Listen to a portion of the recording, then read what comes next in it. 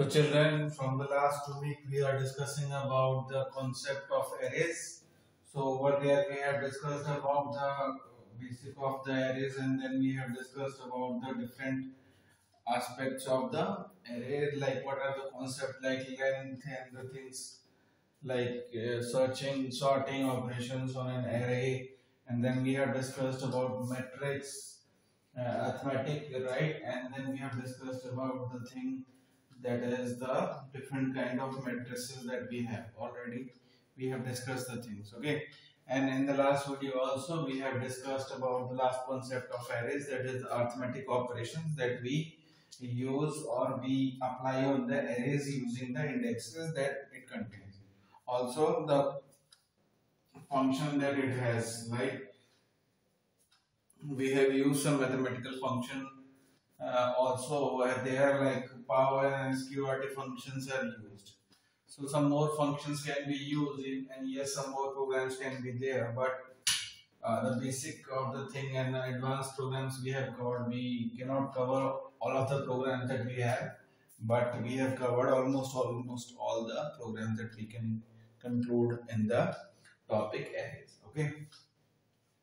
Now over here in this class, what we will be starting off with the next chapter, that is string handling. Now the first question comes in mind, that why we need a string, right? So generally if we have to declare any word, okay, that word if contains more than one characters, in that case you will be using the string, okay? So string will be having the collection of characters, okay? Like the definition of the string you can see on the board, it is written that a string is a data type used to represent text, right? So always the text will be represented by the string. Like in the earlier classes, in class 8, 9, 10th, you have studied about some of the programs like calculating the average of the student, the average marks obtained by the student, and basis of that we have applied impulsive letter and things like that, right? But over there what we have done, that whenever we have to take the name of the student, we have chosen the data type as string. This is only because more than one characters are there in the name of a student, right? So that is an example for the data type that is known as string. And one more thing to note, that in case of string, everything is contained in the double quotes, right? If you are having something in double quotes, like this, then you will be able to identify it as string, because only string will be having a double quotes, right? In case of characters, you are having a single quotes over there, right? So this is the definition for the string. This is a data type that is used to represent text, okay? Now next up is the thing that string can be created in two ways. The first way is through the string literal, and that is used for creating the thing or string using the creating implicitly. So if we are doing the process of string literal to create a string, that is also known as the implicit kind of definition for a string. And in the second case, you will be having the new keyword, which is used explicitly by the user to create any string by the requirements that the user wants, right?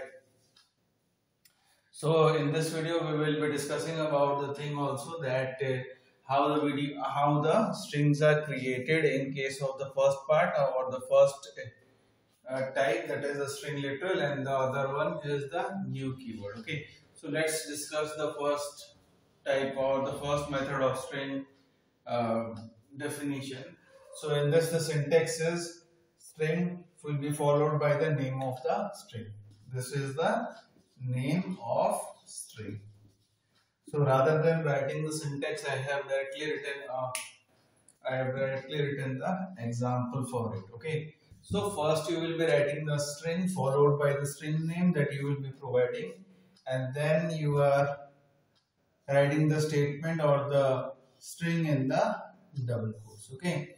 One more thing to note over here, like in arrays, the indexing starts from 0. The same is the case with the strings also, that the area that the indexing of string also starts with 0. Okay. So if we have written the statement string myCoffee is equal to espresso. Okay. So in that case, what will happen? Each of the character will be placed at different index numbers, right?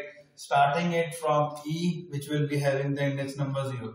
Now in the pictorial representation, you can see the string this way, that the value stored in this, each character will be stored at a different index number. This is ESPRESSO.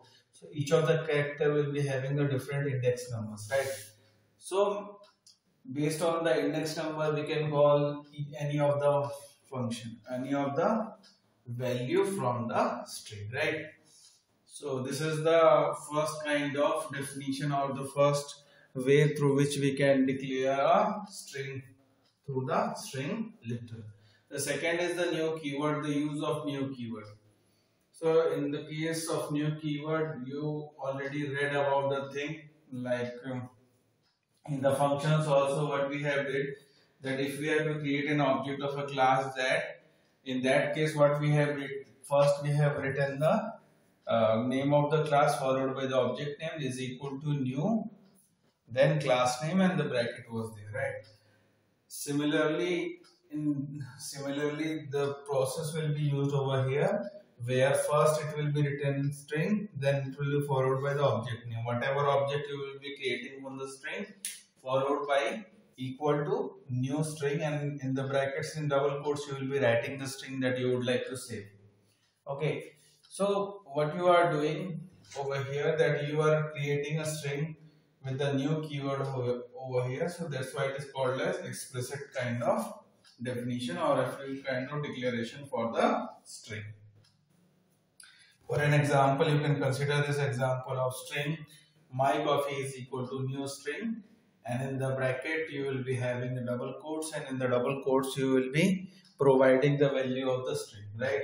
So like ESPRESSO, this value we have saved over here. So in this video what we have discussed the definition for the string, and then we have discussed how we can differently create a string in Java programming language. Okay, only this much in this video. In the next video I will be discussing with you about the different functions that we have in case of strings, right? As you already know about some of the functions, but we will be reviewing it, then we will be moving towards the programming that is based on the string. So that's it in this video.